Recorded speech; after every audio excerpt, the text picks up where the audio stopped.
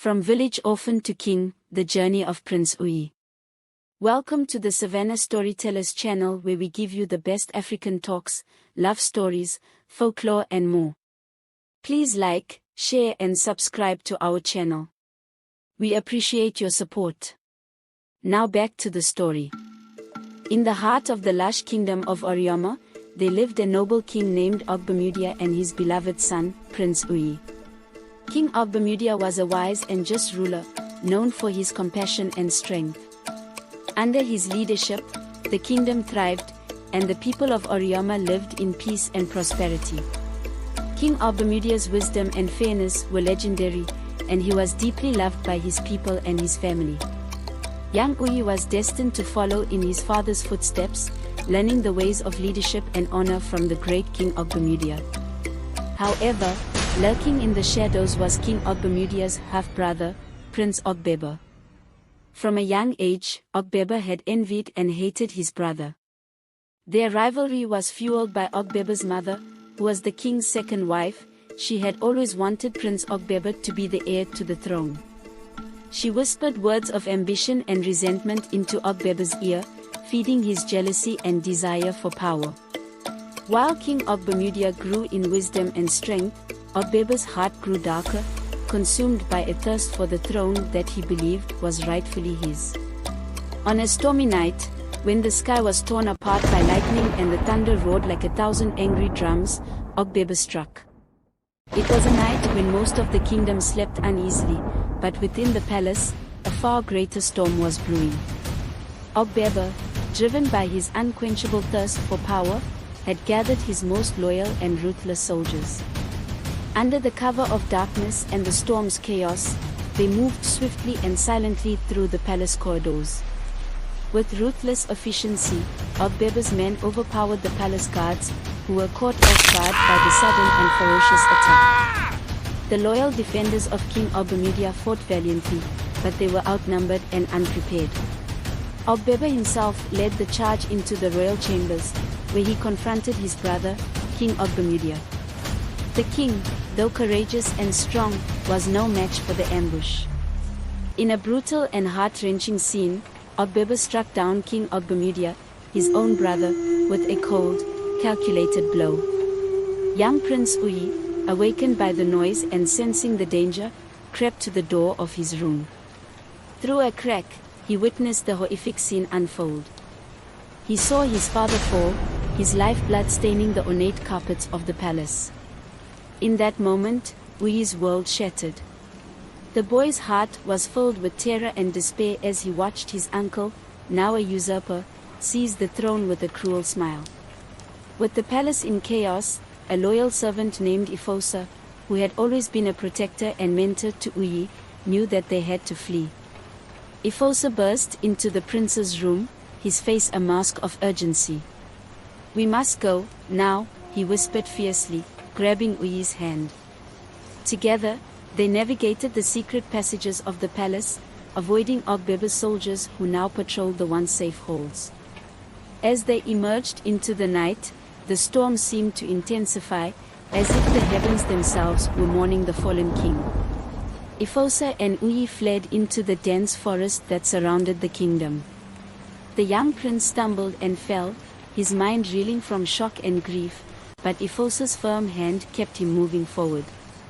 They ran until their lungs burned and their legs could carry them no further. The young prince was now an exile, far from the throne that was rightfully his. In the safety of the forest's embrace, Aous swore an oath to protect Uyi and help him reclaim his birthright. The journey ahead was fraught with danger, but in the darkness of that stormy night, a flicker of hope remained. The young prince, though shaken, was not broken. And so began the long, arduous journey of Prince Uyi, from exile to his destiny as the rightful king of Oriyama. In a remote village, far from the reach of Ogbeba, Uyi found solace. The villagers, unaware of his true identity, took him in with open arms. They saw him as another orphan child needing care and compassion. Under Aous's watchful guidance, Uyi began to learn the ways of the villagers. He fetched water from the river, tilled the fields, and listened to the elders' stories around the evening fires. Slowly, the pain of his past began to dull, replaced by the warmth of this new community. Aous, a seasoned warrior himself, took it upon himself to train Uyi in the arts of combat, strategy, and leadership. They would rise with the dawn, practicing swordplay and archery in the misty fields. Aous taught Uyi to read the stars for navigation, to understand the lay of the land for strategic advantage, and to lead men with both strength and compassion. Uyi's days were filled with rigorous training and learning, and as he grew, so did his resolve. As the years passed, Uyi transformed. The boy who once fled in fear grew into a formidable warrior. His muscles hardened, his mind sharpened, and his heart burned with a desire for justice. He vowed to reclaim his father's throne and restore peace to Orioma. During his time in the village, Uyi also found love. Among the villagers was a young woman named Aous. She was known for her intelligence, kindness, and fierce spirit. Aous and Uyi first met when she helped tend to his wounds after a particularly brutal training session. Her gentle care and warm smile struck a chord in Uyi's heart. Aous was no stranger to hardship herself. She had lost her family to a neighboring tribe's raid and had been taken in by the villagers just like Uyi. Their shared pain and resilience brought them closer together. They spent countless evenings together, sharing stories, dreams, and hopes for the future. Aous' unwavering support and belief in Uyi's destiny became a source of strength for him. As Uyi's skills grew, so did the love between him and Aous. They would often steal moments away from their duties to walk by the river or sit beneath the ancient baobab tree, dreaming of a future where peace reigned in Orioma. Aous' presence brought a sense of normalcy and joy to Uyi's tumultuous life. The villagers, too, began to see Uyi as a leader.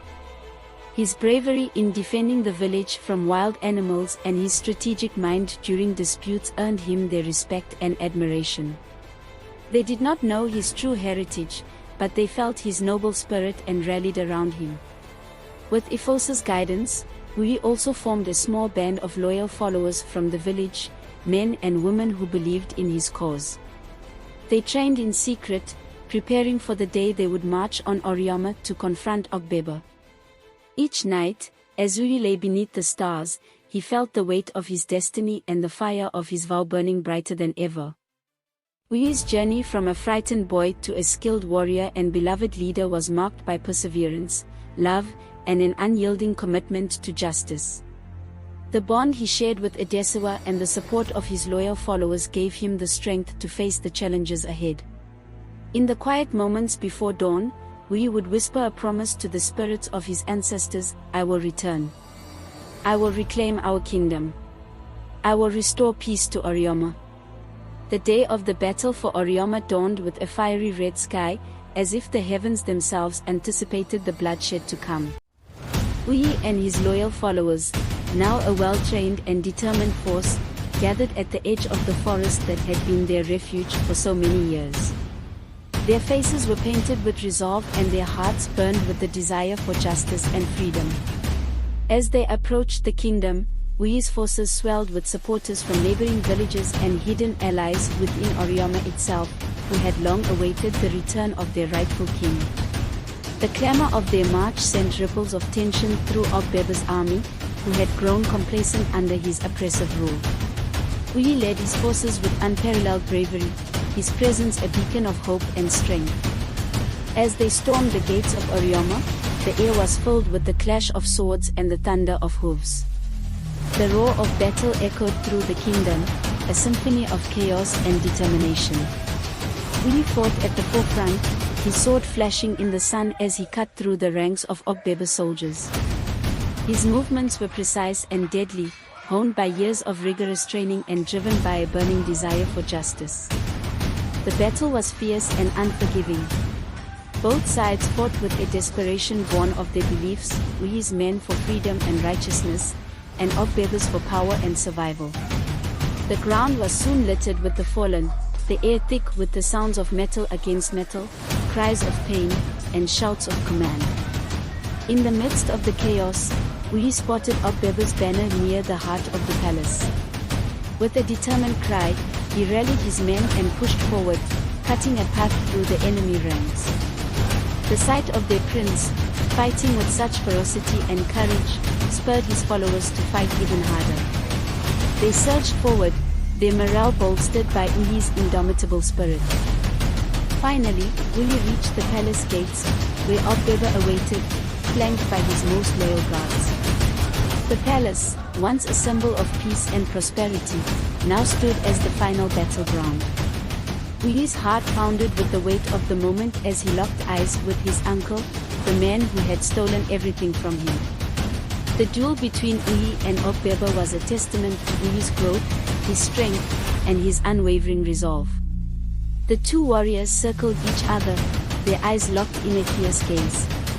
Ogbemudia struck first, his movements quick and brutal. But Uyi, fueled by years of training and the memory of his fallen father, parried with skill and precision. Their swords clashed in a flurry of strikes and counters, each blow resonating with the pent-up rage and sorrow of years gone by. Ogbemudia fought with the desperation of a man who knew his time was running out, while Uyi fought with the calm determination of a rightful king reclaiming his throne. As the duel raged on, it became clear that Uyi's strength and skill surpassed that of his uncle. With each strike, Ogbemudia grew more desperate, his attacks wild and uncoordinated. Uyi, on the other hand, remained focused, his movements calculated and controlled. Finally, with a swift and decisive strike, Uyi disarmed Ogbemudia, sending his sword clattering to the ground. Ogbemudia, now defenseless, fell to his knees, his eyes wide with fear and disbelief. Uyi stood over him, his sword poised for the final blow. In that moment, the weight of his journey, the loss of his father, and the suffering of his people surged through him. With a final, powerful swing, Uyi struck down Ogbemudia, ending his tyrannical reign once and for all. As Ogbemudia's lifeless body fell to the ground, a deafening silence fell over the battlefield. The soldiers of Ogbemudia's army, seeing their leader defeated, dropped their weapons and surrendered. The people of Oriomo, who had watched the battle with bated breath, erupted into cheers and cries of joy. Their rightful king had returned, and with him, the promise of a new era of peace and prosperity. Uyi stood amidst the ruins of the palace, his chest heaving with exhaustion and triumph. He raised his sword high, a symbol of his victory and the justice he had fought so hard to achieve. His loyal followers gathered around him, their faces alight with pride and relief. Together, they had reclaimed Oriomo, and together, they would rebuild it. In the days that followed, Uyi was crowned king in a grand ceremony attended by the people of Oriomo and his loyal supporters. Adesawa, his beloved, stood by his side, her eyes shining with pride and love. Under King Uyi's rule, the kingdom of Oriomo flourished once more, a beacon of hope and justice for all who lived there. The story of Prince Uyi's journey from exile to the throne became a legend, told and retold for generations. It was a tale of courage, resilience, and the unbreakable bond between a rightful king and his people. And so, the legacy of King Uyi, the brave warrior who reclaimed his father's throne and restored peace to Oriomo, lived on in the hearts and minds of all who heard his story. If you like this story, kindly like this video and subscribe to our channel. We'd like to hear from you. Drop a comment on what you think about this story. See you next time.